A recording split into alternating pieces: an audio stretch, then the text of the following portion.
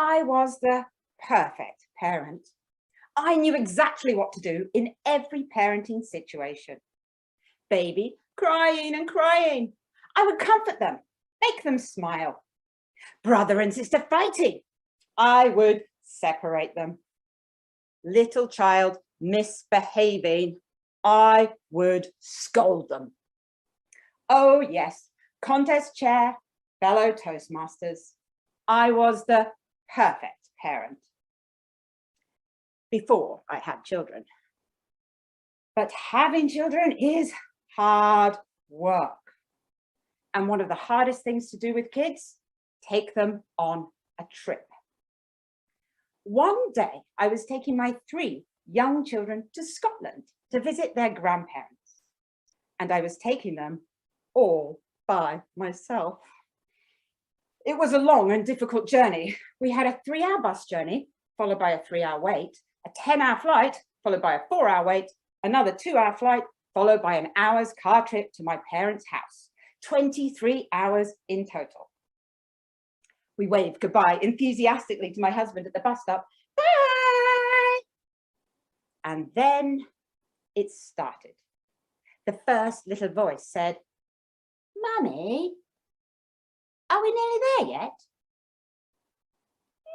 No! We've been in the bus for 10 minutes. We have another 22 hours and 50 minutes to go.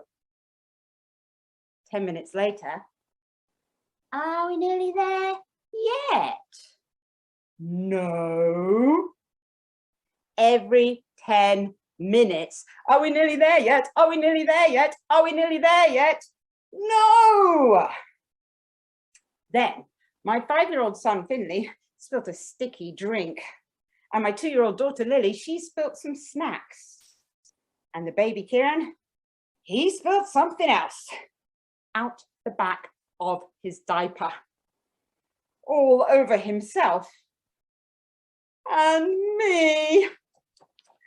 The smell was pretty bad and people were starting to glare at us. Sorry, sumimasen.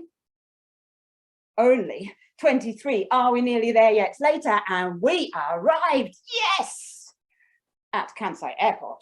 Another 20 hours to go. We had a trolley filled with suitcases, a baby in a pushchair, a 5-year-old, a 2-year-old, and a frazzled mum. And we were dirty. So off we went to the big disabled toilets to change. I changed all 3 of the children and had just taken my own trousers off when I looked up. And my 2-year-old daughter was standing with her hand over the big green door open button. No! But with a hee, she pushed it, the door shot open and she ran out. Ah! I ran after her, managed to catch up, grabbed her, put her under my arm, and then I realized I was in the middle of Kansai Airport in my underwear. Sorry. We went back to the toilet, but the door wouldn't open. My 5-year-old had locked the door from the inside. Open the door! He did open the door, and I quickly put my trousers on, and I was repacking the suitcase when the baby discovered a new toy. A red dangly string hanging from the wall. He pulled it and an alarm went off. It was the emergency court alarm. Sorry. We checked in the suitcases and made it onto the plane. Then a little voice said, Mummy, are we nearly there yet? No, we haven't even taken off. But the plane did take off and it was a bit bumpy. And my 5-year-old started to look very white and then green. I rummaged around looking for an etiquette bag, but it was too late and he all over the aisle of the aeroplane. The smell was awful and people were glaring at us. Sorry, sumimasen. It got cleaned up and things started to settle down until the man in front of my son turned around and said, Can you stop your son kicking my chair? Sorry, sumimasen.